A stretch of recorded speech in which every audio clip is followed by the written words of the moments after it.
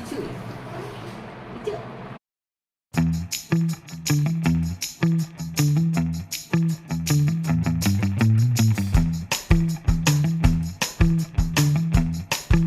Hi good morning. അപ്പോൾ ഇന്ന് ഞാൻ കാണിക്കുന്നത് ഞാൻ എന്താണെന്നാണ് കേട്ടോ. അതായത് ഇന്നത്തെ എൻ്റെ ഒരു ദിവസമാണ്. ഇതുവരെ നിങ്ങളായിട്ട് ഞാൻ എൻ്റെ പേഴ്സണൽ കാര്യങ്ങളൊന്നും ഷെയർ ചെയ്തിട്ടില്ല. അപ്പോൾ ഇന്ന് ഞാൻ എൻ്റെ ഡേ ഇൻ മൈ ലൈഫാണ് നിങ്ങളായിട്ട് ഷെയർ ചെയ്യാൻ പോകുന്നത്. അപ്പോൾ അത് എത്രമാത്രം സക്സസ് ആവുമെന്ന് എനിക്കറിയില്ല. കാരണം ഡേ ഇൻ മൈ ലൈഫ് എങ്ങനെയാണ് ചെയ്യുക എന്താണെന്നുള്ളതിനെക്കുറിച്ച് എനിക്കൊരു ഐഡിയ ഇല്ല. അങ്ങനെ തുടങ്ങിയിട്ടുള്ളതാണ് ഞാൻ. പക്ഷേ എത്രമാത്രം വീഡിയോസൊക്കെ എനിക്ക് എടുക്കാൻ പറ്റുമെന്ന് അറിയില്ല. കാരണം ഞാൻ തന്നെയാണ് വീഡിയോസ് എടുക്കുന്നതും ഞാൻ തന്നെയാണ് ബാക്കി എല്ലാ കാര്യങ്ങളും ചെയ്യുന്നത് കേട്ടോ. അതുകൊണ്ട് തന്നെ എനിക്ക് ഇത് എത്രമാത്രം സക്സസ് ആയിട്ട് എടുക്കാൻ പറ്റുമെന്ന് എനിക്കറിയില്ല. എന്നാലും പറ്റുന്നവരെ മാക്സിമം വീഡിയോസ് എടുക്കണം എന്നാണ് കേട്ടോ എൻ്റെ ആഗ്രഹം. അപ്പോൾ ആ കൂട്ടുകാരാരെങ്കിലും എൻ്റെ വീഡിയോ ആദ്യമായിട്ട് കാണുന്നവരാണെങ്കിൽ എൻ്റെ ചാനലൊന്ന് സബ്സ്ക്രൈബ് ചെയ്യാനും കമൻറ്റ് ചെയ്യാനും ലൈക്ക് ചെയ്യാനും ഒന്നും മറക്കരുത് കേട്ടോ. പിന്നെ വൃശ്ചിക മാസം ആയതുകൊണ്ട് തന്നെ നമ്മൾ കാലത്ത് എണീറ്റ് കുളിച്ച് വിളക്കൊക്കെ കത്തിക്കുമ്പോൾ തന്നെ മനസ്സിലൊരു പോസിറ്റീവ് വൈബാണ്, ഒരു സന്തോഷമാണ് മൊത്തത്തിൽ. പിന്നെ വൃശ്ചിക മാസം എന്ന് പറഞ്ഞാൽ എനിക്ക് ഭയങ്കര ഇഷ്ടമാണ്. ഒന്ന് എൻ്റെ ജന്മമാസമാണ്, രണ്ടാമത് ആ ഒരു ക്ലൈമറ്റ്, കാറ്റും ചെറിയ മഞ്ഞൊക്കെ ആയിട്ടുള്ള ക്ലൈമറ്റ് എനിക്ക് ഭയങ്കര ഇഷ്ടമാണ്.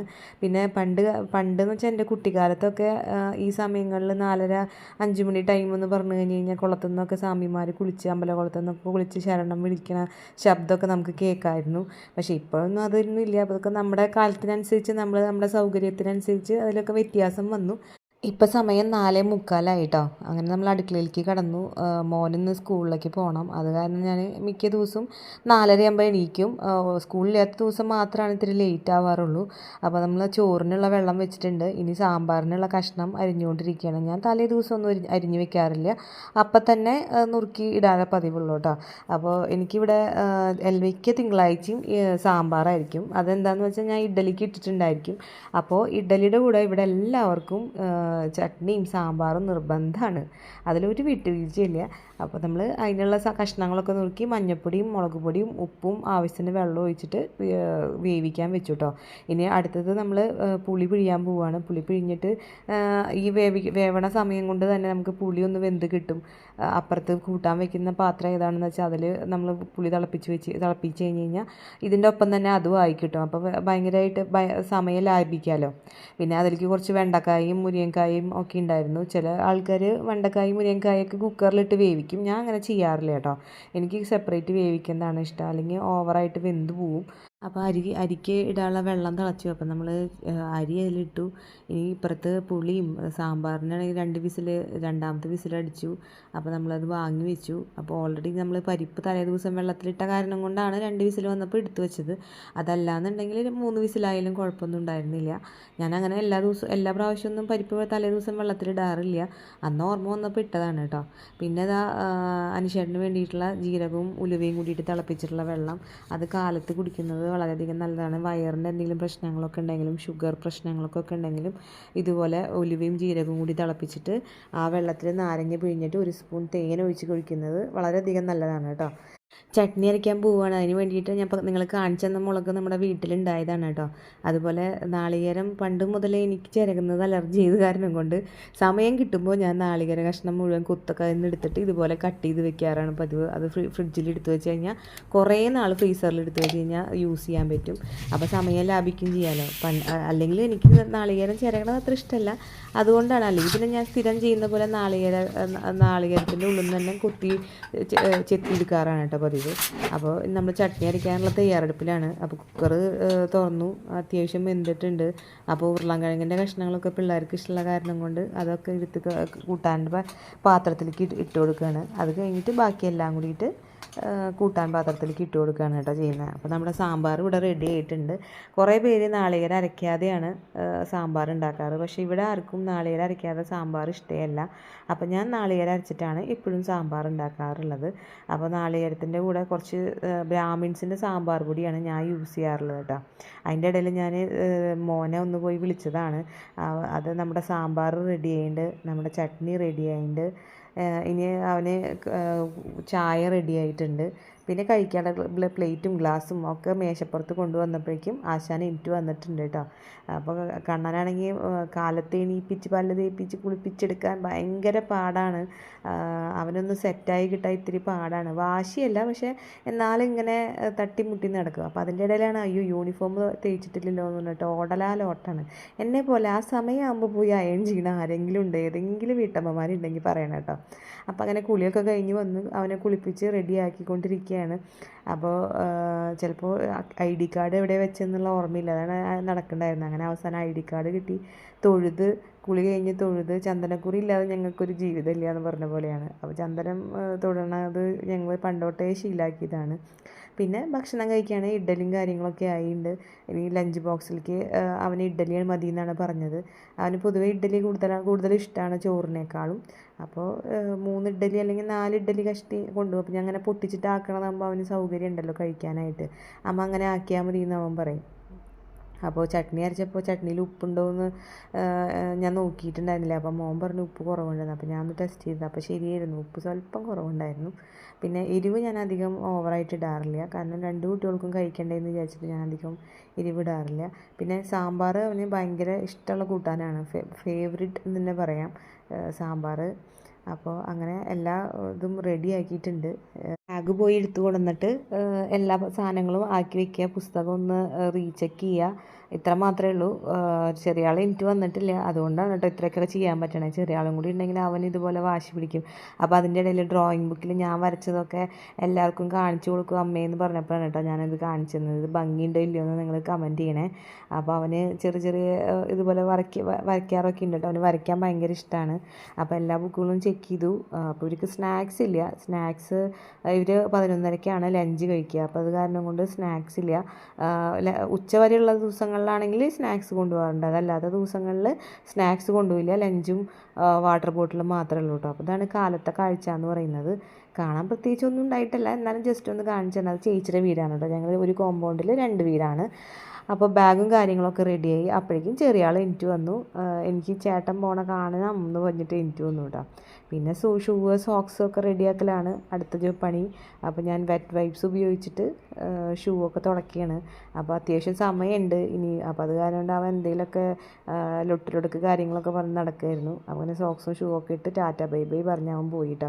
അപ്പോൾ അവൻ്റെ വാൻ പോണ വരെ ഞാൻ കുറച്ച് നേരം അവിടെ ഇരിക്കും. അത് കഴിഞ്ഞ് ഞാൻ വീണ്ടും അടുക്കളയിലേക്ക് അങ്കത്തട്ടിലേക്ക് വന്നു.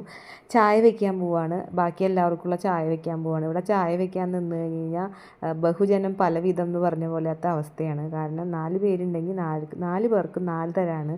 ഒരാൾക്ക് ലൈറ്റ് മതി, ഒരാൾക്ക് കടുപ്പം വേണം, ഒരാൾക്ക് മധുരം വേണം, ഒരാൾക്ക് മധുരം വേണ്ട, അങ്ങനെയൊക്കെയാണ് കേട്ടോ അവസ്ഥ.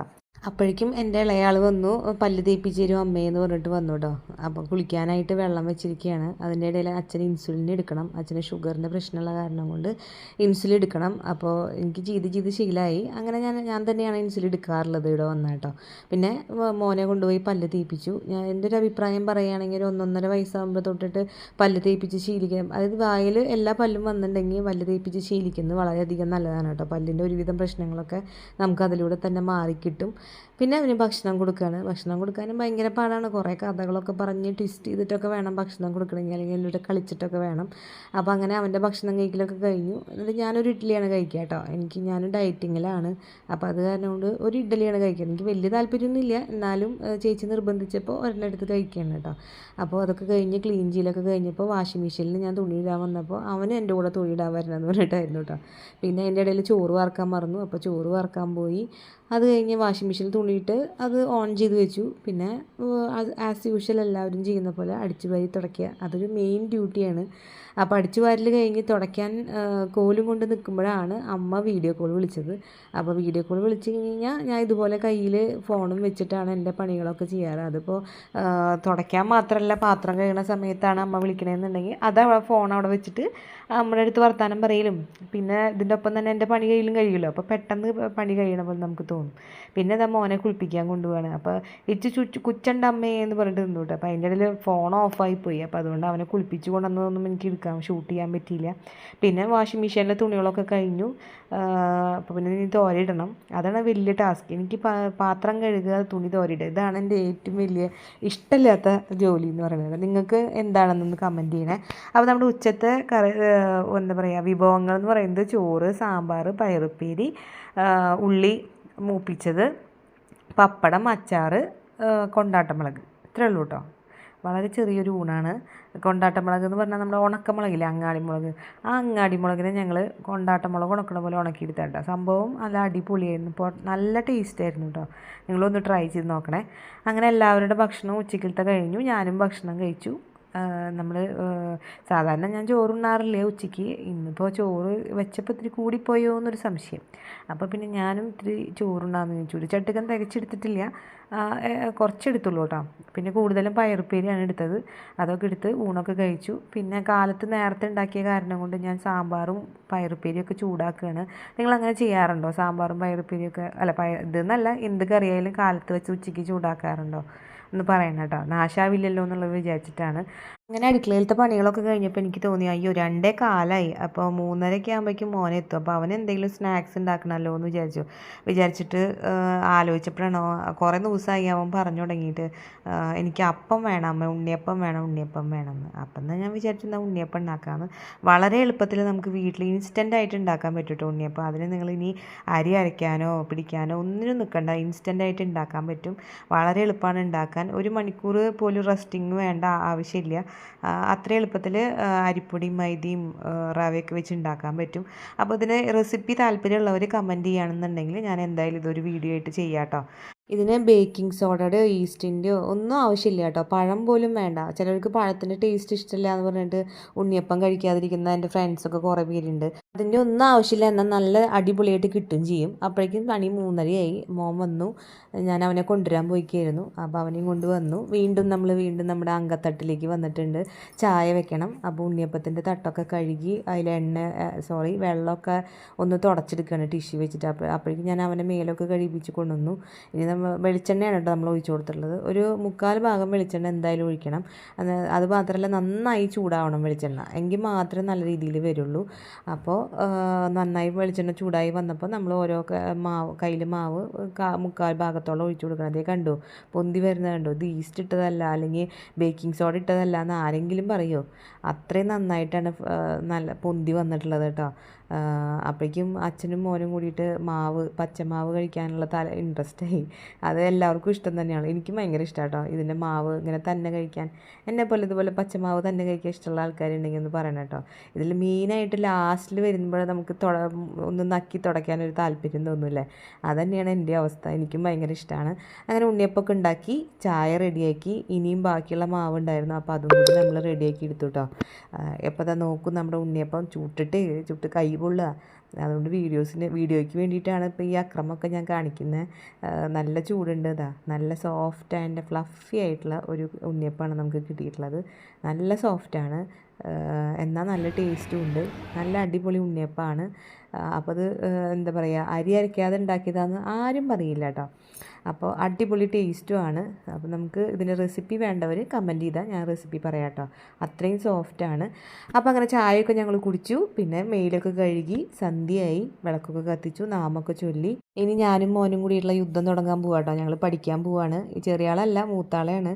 അപ്പോൾ ഏതൊരു വീട്ടമ്മയുടെയും ഒരു ദിവസം എന്ന് പറയുന്നത് ഒരു 14 മിനിറ്റിലോ 15 മിനിറ്റിലോ ഒതുങ്ങുന്നതല്ല എന്ന് പറഞ്ഞതോടുകൂടി എൻ്റെ വീഡിയോ ഞാൻ അവിടെ അവസാനിപ്പിക്കുകയാണ്. അപ്പോൾ നിങ്ങൾക്ക് ഇതുപോലെ ഡെയിലി വ്ളോഗ്സ് കാണാൻ താല്പര്യം ഉണ്ടെങ്കിൽ കമൻറ്റ് ചെയ്യണേ. അപ്പോൾ ഞാൻ വീണ്ടും ഇതുപോലത്തെ വ്ളോഗ്സായിട്ട് വീണ്ടും വരാം. അപ്പോൾ അടുത്ത വീഡിയോ ആയിട്ട് വീണ്ടും വരാം. Tata, bye bye, see you. അപ്പോൾ വീഡിയോ ഇഷ്ടമായാൽ ലൈക്ക് ചെയ്യാനും ഷെയർ ചെയ്യാനും സബ്സ്ക്രൈബ് ചെയ്യാനും മറക്കരുത് കേട്ടോ. ബൈ.